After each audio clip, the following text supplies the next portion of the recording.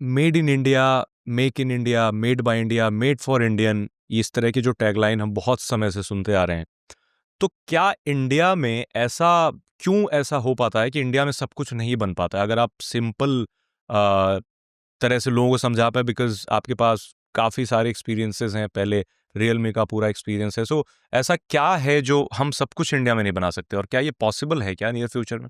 आपको मैं इसमें एक मेटाफर से एग्जांपल से समझाना चाहता हूँ।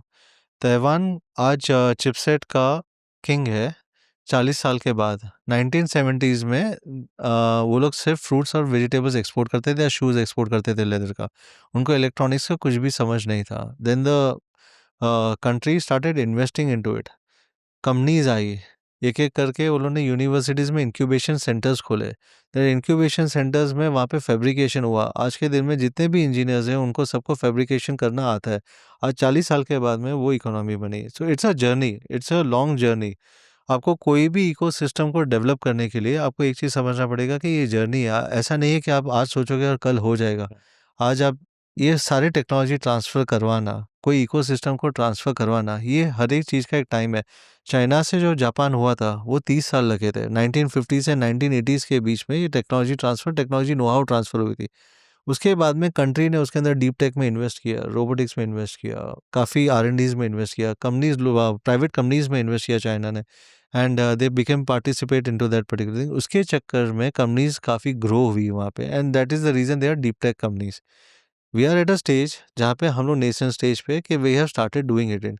आपने जब ये make in India, made in India और ये बात किया, make in India is we are assembling right now. Yes, we are doing lot of components right now. PLI 2.0 component की स्कीम है जो यहाँ पे पुश करके लाई जा रही है। सिर्फ एक ही सॉरी स्टेट है कि इंडिया में कोई भी ब्रांड्स नहीं है जो इंडियंस है, तो बेसिकली कोई भी इंडस्ट्री पार्टिसिपेट नहीं करती है उसके अंदर। Industry participation versus government intention, ये दोनों में बहुत बड़ा आई थिंक डिफरेंस है।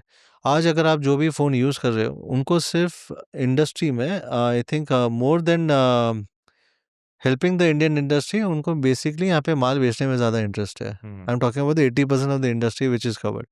But at the same time Indian industry में आपका मेक इन इंडिया और मेड इन इंडिया में 2 डिफरेंस है, मैं जो समझता हूँ। Make in India is basically कि जहाँ पे हम लोग यहाँ पे कंपोनेंट्स और असेंबली और वो सब चीज़ चालू करेंगे, which would be stage 1। Made in India जहाँ पे डिज़ाइन भी इंडिया में होगा and everything would be move towards that direction, कि जहाँ पे कंपोनेंट भी डिज़ाइन होंगे, फैब्रिकेशन होगा और सब कुछ इंडिया में होगा।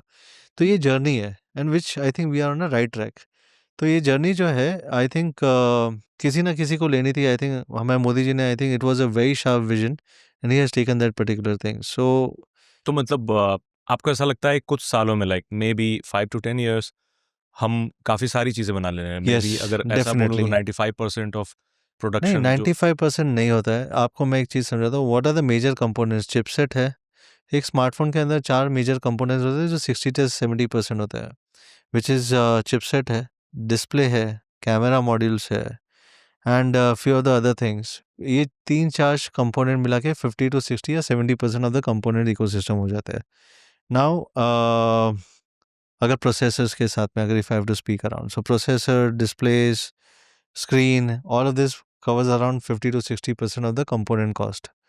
अगर यही मेन चीज़ है जो यहाँ पे गवर्नमेंट भी पुश करे काफ़ी यहाँ पे लाने के लिए। So it takes time for this fabrication to happen and then it will happen कि डिज़ाइन भी इंडिया में होना चालू होगा। So it's a journey and ये आ जाएंगे तो बाकी के छोटे कंपोनेंट इकोसिस्टम तो बहुत जल्दी आ जाएंगे। एंड पीएलआई 2.0 जो गवर्नमेंट ने अभी अनाउंस किया हुआ है, I think that will definitely get a lot of push to bring the component ecosystem to India.